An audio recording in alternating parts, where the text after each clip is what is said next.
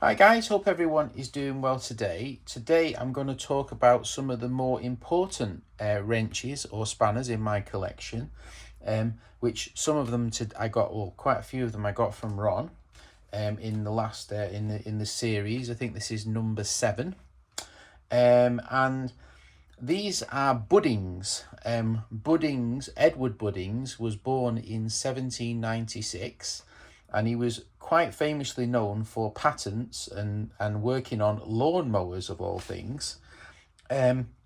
He was from the parish of Stroud in Gloucestershire, and he was a machinist for John Ferrabee. Edward Buddings had 3 patents in 1843, and he invented the mechanism for the worm screw on the back of the wrench. And he is also to be associated with Mr. Clyburn in Stroud in Gloucestershire, and both of them were friends and colleagues. They knew each other, and they went their different ways on the mechanism, and Buddings decided to do the worm screw on the back. You can see probably slightly better here. Well, Mr. Clyburn decided to put this mechanism, which is the winning mechanism, in the center of the head of the wrench. And this, you have to say, is the actual predecessor to the modern adjustable spanner. So these are seriously rare items. Mr. Buddings closed, I think, business in 1863. So these were in trading for around 20 years, but the pattern or the design was made after Buddings' disillusionment or finishment. This was made for many years afterwards, but these are original Buddings designs, and they're quite amazing designs to have. So I'm quite excited about these and to show them you. So we have my original Buddings, and my only marked Buddings is this one here, and it says Ferrabee, Stroud, Gloucestershire, the same as the Clyburn, Gloucestershire, which is quite amazing that these two people in the 1840s made some wonderful items. And this one is a single wedge design, quite a simple design.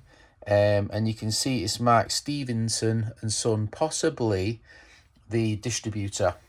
And then my other one is this one, which I am 100% sure is an original Buddings with the original stamping, but I think it was a rebranding for J. Maharon or whatever in London, but it's basically identical, and I am convinced this is an original Buddings rebranded for another company. And what we got here from Mr. Ron Geesin himself, we got 5 new Buddings. This one here is another wedge design with a slightly deeper back on it, and the wedge is you tap it with a hammer to wedge it and shut it. It's marked Buddings Improved Patent and Ferrabee Gloucestershire Stroud, Gloucestershire on the handle. Fantastic spanner. And then we have 3 different sizes of the Buddings Improved design. We have a 10-inch, 11-inch, and an 18-inch, which is an absolute monster. And you can see the design. It's a bit dirty, but you can see how the worm screw worked. And you can see it's been also a London rebranded pattern, WH. So it's obviously rebranded as a manufacturer, but this one is marked Buddings, which is magnificent. But this one here actually has Ferrabee, which was the chap he worked for or worked with. And these are quite magnificent spanners. And these represent the 2 I've gained, and the 4 from Ron's vast collection represent quite a significant part of the history of British adjustable spanners. And then we have here the, pièce de résistance. I've already shown it once. And this is my favourite spanner, and this was made by Mr. Clyburn in his workshop at home. and there's only 2 known examples, and it's from the 1840s as well.